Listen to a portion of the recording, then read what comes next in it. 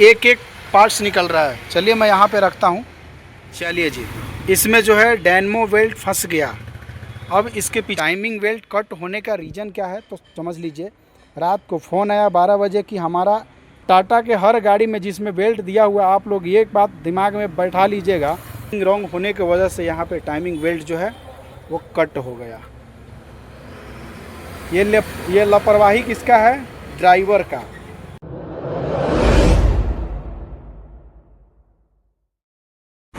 जय हिंद दोस्तों, मैं नूज भारत बेंगलोर से। जैसा कि आप लोग यहाँ पे देख रहे हैं टाटा योद्धा 1700। चलिए इसमें दिखाता हूँ कि हुआ क्या है। रात के 12 बज रहा था और कॉल आया पहले कि इसका जो है डायनेमो वेल्ट कट गया है किसी कारण से। ठीक है, तो अभी डायनेमो वेल्ट तो नहीं, टाइमिंग वेल्ट कट गया है। अब इसका रहस्यमय चीज़ें मैं बताता हूँ कि आखिर ए से जेड तक ये हुआ कैसे है। पहले तो आप लोग देखेंगे तो आपको यहाँ पे डायनेमो वेल्ट का कुछ टुकड़ा इसमें फंसा हुआ आपको नज़र आता होगा। अब चलिए इसके पीछे का हम लोग रहस्यमय कहानी समझ लेते हैं। छोटू वो बेल्ट निकालिए थोड़ा, डायनेमो बेल्ट जो टूटा हुआ है, एक एक पार्ट्स निकल रहा है। चलिए मैं यहाँ पे रखता हूँ। चलिए और निकालिए, और निकालिए। चलिए जी, इसमें जो है डायनेमो वेल्ट फंस गया। अब इसके पीछे का रीज़न समझ लेते हैं। ये टाटा योद्धा 1700 गाड़ी है, डीजल वर्जन गाड़ी चली है 1 लाख के करीब किलोमीटर, और इसमें जो है टाइमिंग बेल्ट कट हो गया है। टाइमिंग बेल्ट कट होने का रीज़न क्या है तो समझ लीजिए। रात को फ़ोन आया 12 बजे कि हमारा एसी काम नहीं कर रहा है। मतलब इसमें ये लगेज गाड़ी है तो इसमें कंडेंसर एसी कंप्रेसर अलग से फिटिंग कराया गया है, तो एसी काम नहीं कर रहा है, बैटरी चार्जिंग नहीं हो रहा है, गाड़ी ओवर हीट हो रहा है। तो वो तो है सही भाई, चलो मान लिए। तो ये क्या किए, कहीं नियर बाई वर्कशॉप में देख के डायनेमो बेल्ट डलवा लिए। अब इसमें क्या हुआ, डायनेमो बेल्ट का साइज़ है 6 PK, शायद देखता हूँ मैं क्या है, 1 2 3 4 5 6 PK आता है, लेकिन ये डलवा लिए 4 PK। अब समझिए जहाँ पे 4 दांत का बेल्ट चलने वाला है वहाँ पे 2 दांत का बेल्ट चलाएगा तो ओवरलोड होगा ही होगा। गाड़ी जहाँ पे बेल्ट चेंज कराया उन्होंने बोले कि हेडलाइट सोच समझ के ऑन करिएगा, क्योंकि हेडलाइट ऑन करने से गाड़ी के ऊपर बहुत ही ज़्यादा लोड कंज्यूम करता और करंट ज़्यादा खपत होता है। तो फिर भी उनको लगा नहीं ऐसा, ये क्या किए, हेडलाइट ऑन किए। हेडलाइट ऑन होने के बाद इसका जो डायनेमो बेल्ट है ये जंप करने लगा। जंप करने की वजह से क्या हुआ, ये हीट होके टूट गया।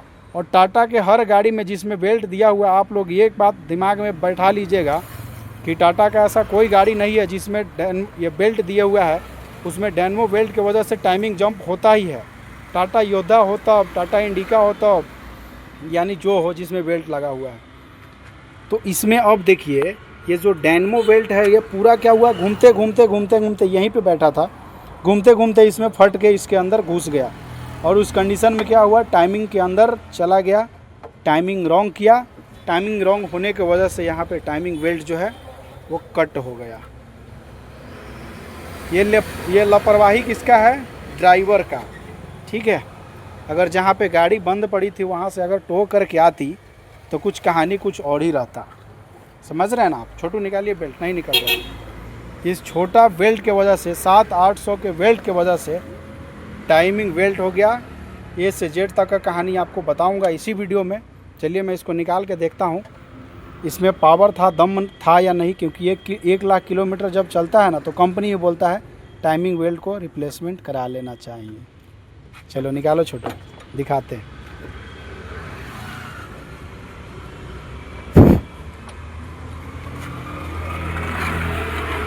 चलो जी, टाइमिंग बेल्ट यहाँ पे निकल गया है।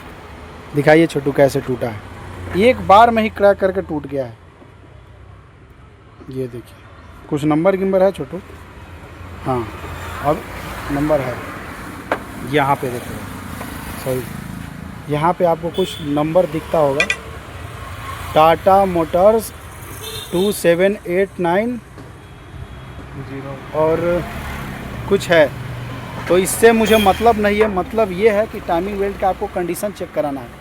चलिए मैं बीच में यहाँ पे पकड़ता हूँ बेल्ट को और मैं इस बेल्ट को,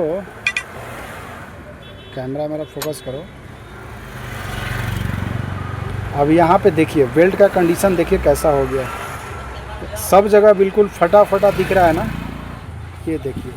तो ये टूटेगा क्यों नहीं, इसका अभी टूटने का टाइम नहीं था। ये टूटा किस वजह से तो आपको पता ही होगा।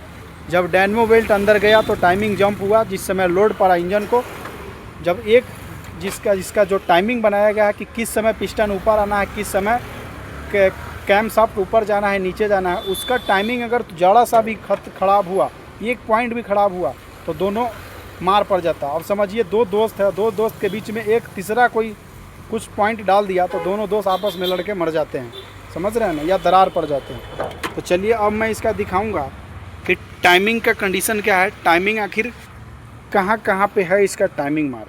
नीचे क्रैंक शाफ्ट आएगा, ये हाइडलर बेयरिंग आएगा, वो वाटर पंप आएगा, ये यहाँ पे देख सकते हैं ये फ्यूल प्रेशर पंप है, और बाकी यहाँ पे एक टेंशनर है, ये हाइडलर है, ये टेंशनर है, और ये यहाँ पे चुपके घुमाने के लिए दिया है। चुपके मतलब बेल्ट थोड़ा भी अगर बड़ा है तो ये दे देता है, थोड़ा उस पर अच्छा फ्री घूमना, लंबाई ज़्यादा है तो बीच में देता है घूमने के लिए।